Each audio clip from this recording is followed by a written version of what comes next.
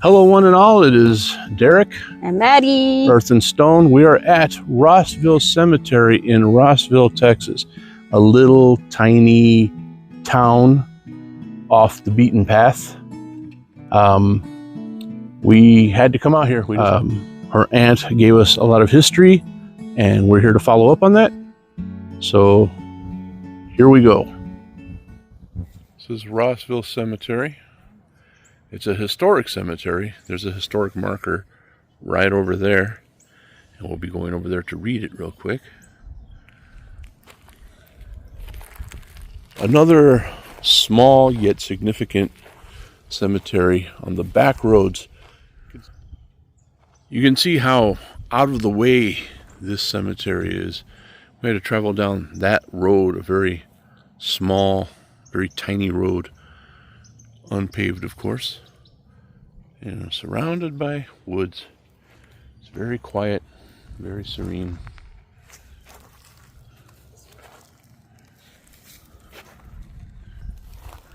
It's a little fuller than some of the small cemeteries we've been to, but a lot of personal touches here, which I'm really liking.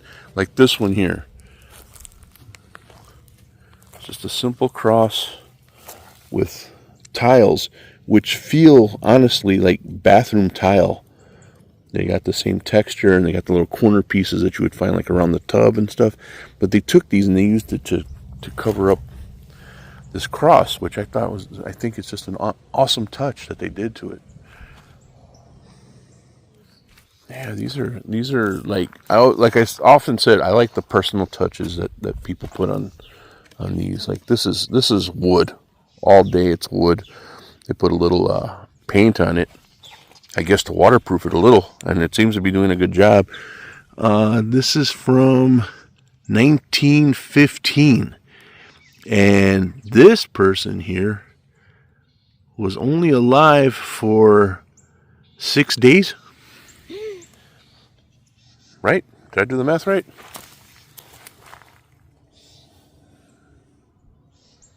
Yes, you did.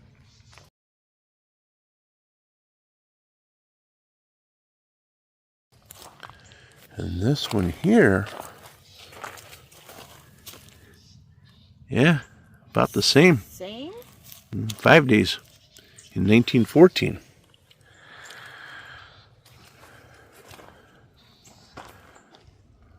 Now,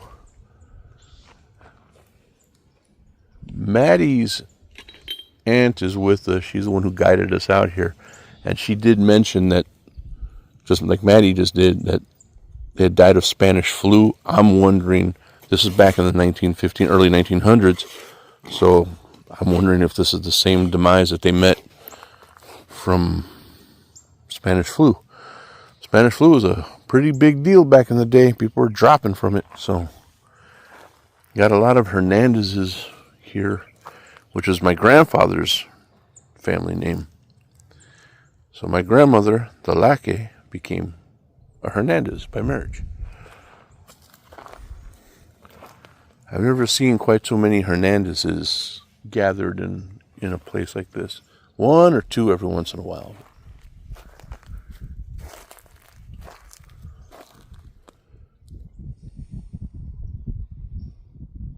It looks like it would be a child's grave. It's small enough, but it's got two names there. So Emmett and Victor. One 1963, one 2003. And it's a small grave, so I'm assuming they were both kids, both children. It's pretty small and to the point there. Here's another one, another wooden one. These two back here are painted over, which offered a kind of a makeshift waterproofing. This one looks like it might have been painted at one time, but you see the water's kind of like damaged the wood, kind of split it up, but it's still standing. And the nameplate is kind of worn off, so you can't really tell when this was, but you can tell it's been a while. Those two are from 1915. This one looks like it might be around the same time, but there was a Spanish flu epidemic back in that time. So this could very well be more victims of the Spanish flu. These are some really beautiful headstones here. The lettering's done with what looks like the stickers, the little letter stickers, gold foil stickers, I guess. But it's covered with this thick, like resin almost. And I'm kind of imagining that the cracking was done on purpose because it's very decorative, I guess, for lack of a better word.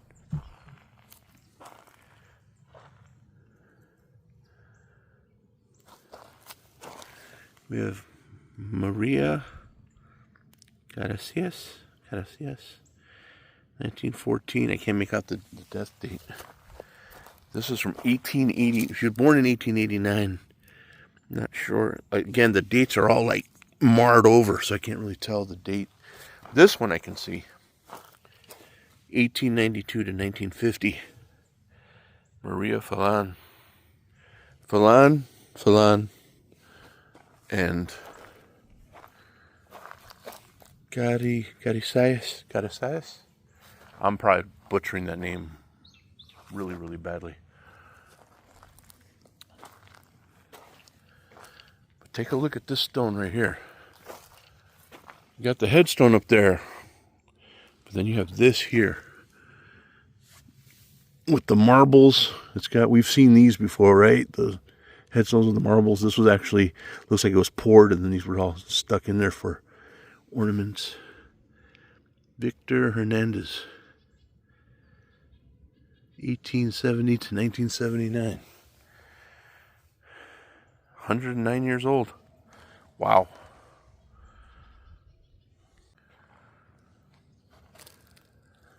Manuel Diaz Zamora, 1949 to 1979. If you were to happen upon this grave and didn't look at the headstone, you would think it's a little kid's grave because of all the little toys and knickknacks that are left on here. But sometimes people leave those because it's kind of a testament to the person that was here. He's probably really into cars. That would make sense, right? Like this with the little cars on it doesn't look too much different than this one over here with this truck on it. But the one with the truck is for Adrian Allen, 1998 to 1999.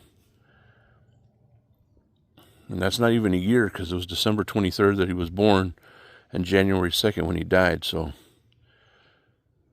a few days. Yeah.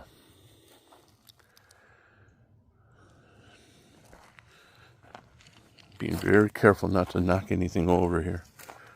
Got the little toy robot, the kids kind of being sweet with each other. All right here, little angel right there, little blue angel in the hands. Yeah, these are... I'm not an empath or anything like that. I don't do any of that stuff, but I feel myself kind of feeling for the family of these young ones. There's like different stages of grief, I guess. Like, you know somebody all their life, like your grandmother or someone, they pass away. You miss them because you've known them all your life. But then there's that, like a child like this, who you have all these thoughts of what they're going to be in life, what you're going to teach them, what you're going to do with them, what you're going to, you know, you're going to go fishing with them, you're going to go hunting with them, you're going to teach them to throw a football, all these different things. And just like that, all that comes to an end.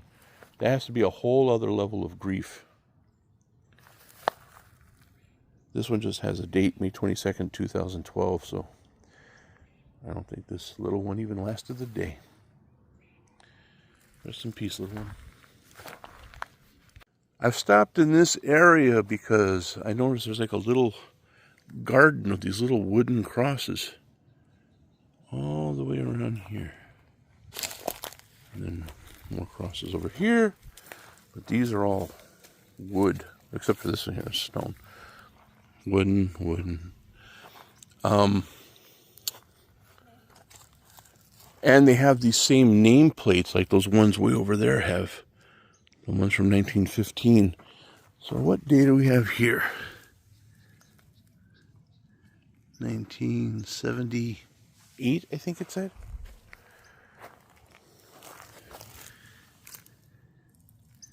Looks like 1982. But yeah, this crosses are all handmade. I can't help but think it's, by the same family because it's all the same style. Unless it was a service that, the funeral home offered. Like, you can't afford a headstone, we'll make you, a cross. I don't know. I'd have to look into it, but I'm almost positive these are family made. Here's a really nice one here. Angelita Macias. Now she has a headstone right there, 1952 to 1985. But look at this.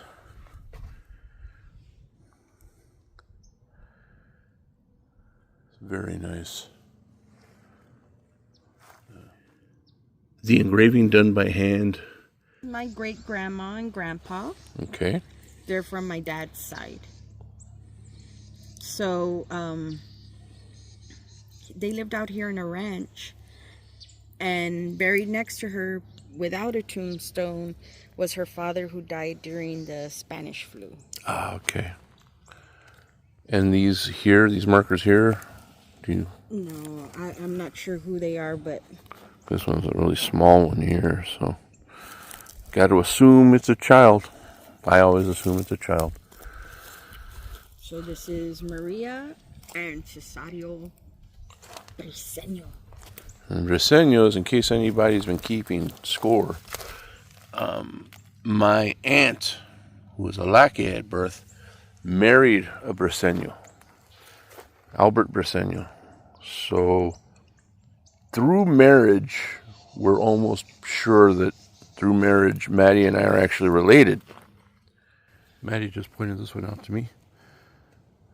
Alvarez, Teodoro Rodriguez. April 1847, November 15th, 1939. Pony Express rider, soldier, scout, hunter. Is it scout and hunter or scout hunter? I'm not sure. But Pony Express rider. It's kind of wild. Roger Galindo Menchaca. The legend. Look, there's the boot, the hat. But the name sounds very familiar. 1937, 2012, the legend. There's some boots there. I'm just really taken back by the variety of headstones we have going on here. It seems the further we move to this side, the more elaborate they get. Over on that end, you got a lot of small, handmade, older graves. And as we move over here, they start getting a little more elaborate, a little more pricey, but you still have some handmade ones thrown in. Look at this one here, Harry Galindo Herrera, 1943 to 2006. If you look at the back, it really lays out who he's about, what he's about. U.S. Border Patrol, Professional Firefighters Local 624, United States Border Patrol Agent, 1974 to 2000, a member of the 106th Session. He entered on duty in San Diego, California, where he worked at the Chula Vista station as a respected agent and supervisor, beloved friend and father. San Antonio firefighter, 1966 to 1974, member of the first paramedic class of firefighters in San Antonio, Texas, with his twin brother. Pretty amazing.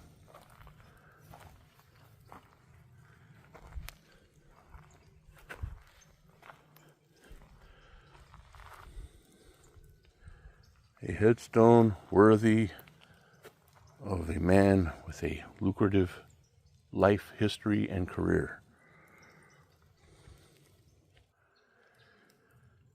Clemente Galindo, Texas Cavalry, I guess. Confederate States of America, back when Texas was a confederacy.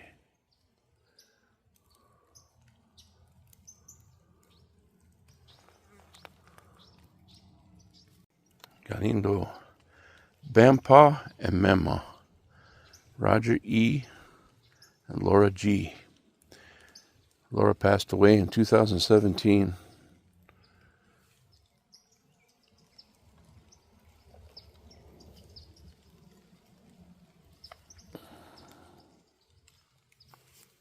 Beloved parents and grandparents, two special souls crafted a home, a life, and a family of pure gold forever engraved in our hearts. Your love will light the way. They signed it down there, right underneath Laura. We love you so much. Love, Dad and Mom. Hey, you know what? Call me observant, but I think this lady, Irma Jane Sherney, was really into cats. I don't know what makes me say that, considering there's cats all over her grave, but she was a cat lover, I'm sure, and you gotta love her for that. At rest. It's a very nice headpiece with very minimal information on it. Not a whole lot of, gone but not forgotten, and all sorts of like niceties that they usually put on stones of this size. Like this one over here had that thing on the bottom. This one's just, that's her name, born, died, and she's at rest. And that's it. Simple. I know these headstone places, I think they charge by the letter. So they were either going to get a smaller stone and put a lot of words on it, or they were going to get something a little more elaborate that really stands out and just put the basic information on it. That's my guess. But they did go all out with the bench too. So, that's going to run you into some money.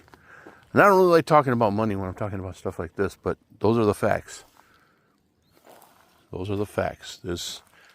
These things are not cheap and they're not free unless you make them yourself.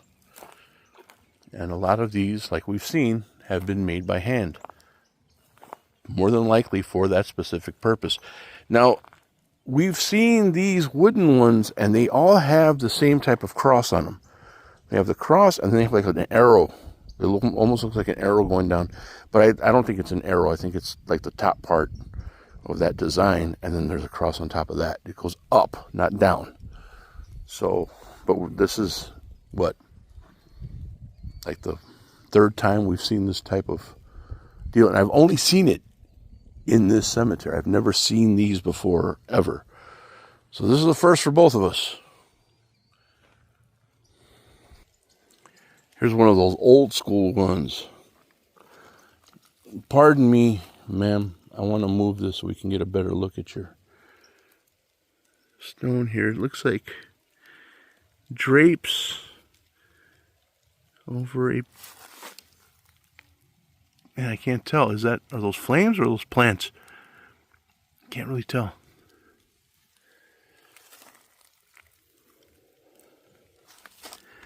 In memory.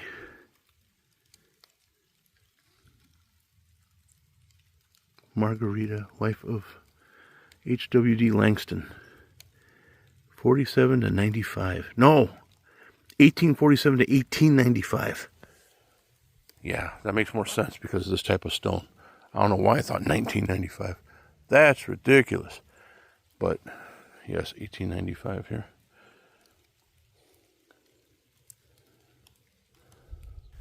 Here we have Stephen Langston. We have the last name Langston over there.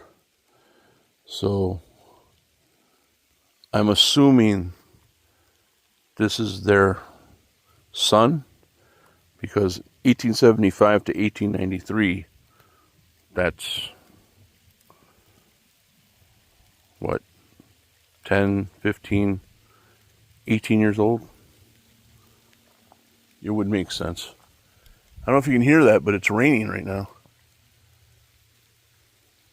It's nice, but the sun's out too. So, I don't know, it's kind of neat in a way.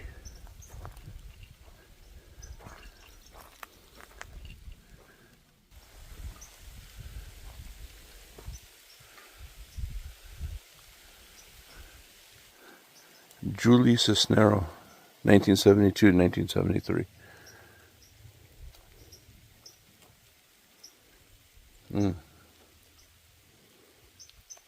Well, here's an interesting one, because this is, you can tell this one's handmade, but it's pretty elaborate for handmade when you think about it. I mean, got columns, pillars, the whole 9 yards here.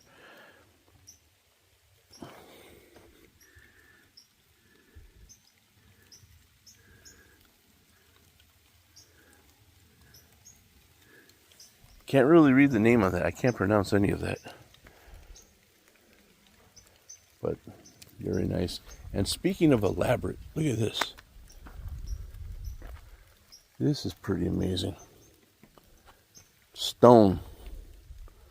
Look at that. They added a crucifix to it. The crucifix is made out of branches, like tree branch. So, yeah. A very nice personal touch there. This is where we enter into the weird stage, because it's raining and the sun is burning me at the same time. Americo Garcia Sr., Americo Garcia Jr. 38 to 83, 68 to 91. So father and son.